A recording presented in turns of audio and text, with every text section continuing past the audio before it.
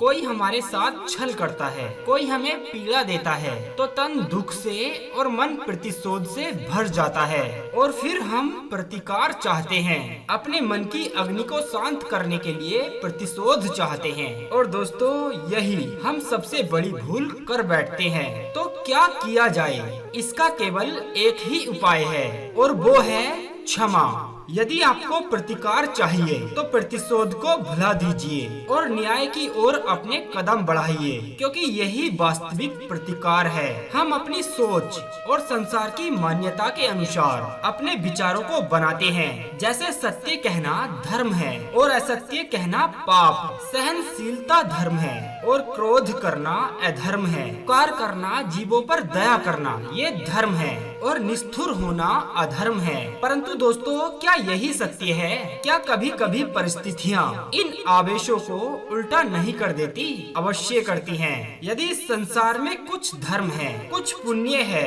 कुछ महान है, तो परिस्थिति के अनुसार चलना। क्या रामायण में जटायु का किरदार याद है आपको? वो जिन्होंने रावण पर क्रोध किया था, उस पर आक्रमण किया था। उस समय जटायु का क्रोध पाप नहीं था बल्कि धर्म था। इसलिए अंत में उन्हें भगवान राम की गोद मिली। और दोस्तों, कुछ ऐसे भी होते हैं जो धर्म को सहनशीलता समझकर हर अन्याय को सहते चले जाते हैं और अंत में वो बाणों की सैया पाते हैं। यदि कोई पशु या व्यक्ति अकारण किसी निर्दोष के प्राण लेना चाहे तो उसकी रक्षा करने हेतु उसकी मृत्यु कर देना पाप नहीं है बल्कि समय की मांग है, क्योंकि आक्रमण ही आत्मरक्षा है। यदि किसी दुष्ट प्राणी की सहायता करने से किसी सामान्य मनुष्य को कष्ट पहुँचे, उसे पीड़ा पहुँचे, तो उसे सहायता न देना ही धर्म है। अकारण क्रोध अस्वीकार है, परंतु यदि क्रोध से कुछ शुभ हो, पाप बाहु भीच हो, तो इस स्थिति में क्रोध और दंड भी धर्म ही है। स्वीकारण, सत्य का स्वीकारण मनुष्य के लिए बहुत ही महत्वपूर्ण है। जब तक मनुष्य सत्य को स्वीकार नहीं कर लेता, उसे असत्य से लड़ने की शक्ति प्राप्त नहीं होती।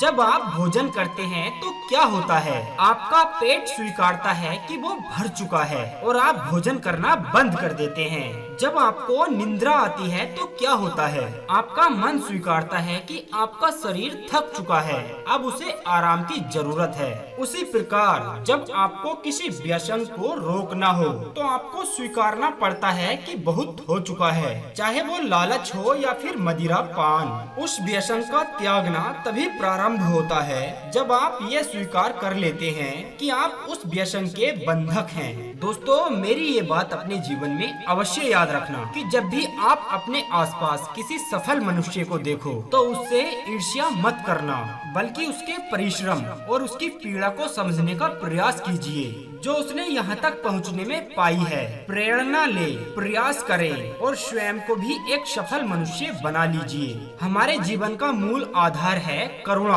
करुणा क्या है? करुणा दया नहीं, करुणा तो वो भाव है जिससे हम दूसरे व्यक्ति की समस्या को समझते हैं, उसकी कठिनाई को अनुभव करते हैं। इस संसार में सारे संघर्षों का मूल है एक दूसरे की परिस्थिति को ना समझ पाना।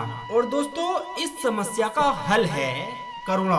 करुणा यदि किसी पशु पक्षी के प्रति हो या फिर किसी मनुष्य के प्रति, ये आपके जीवन से कलेश और संघर्ष जैसी भावनाओं को दूर रखती है। और जिस दिन आप दूसरे को करुणा के दृष्टिकोण से देखोगे, तभी आपको उसकी समस्या समझ आ जाएगी और उसे आपकी। दोस्तों, यकीन मानिए, उस दिन आपके सारे संघर्षों का अंत हो जाएगा। उम्मीद करते हैं आपको भगवान श्री कृष्ण के यह उपदेश काफी अच्छे लगे होंगे। अगर ऐसा है तो आप वीडियो को लाइक कर दीजिए और चैनल को सब्सक्राइब करके अपना प्यार हमें जरूर दीजिएगा।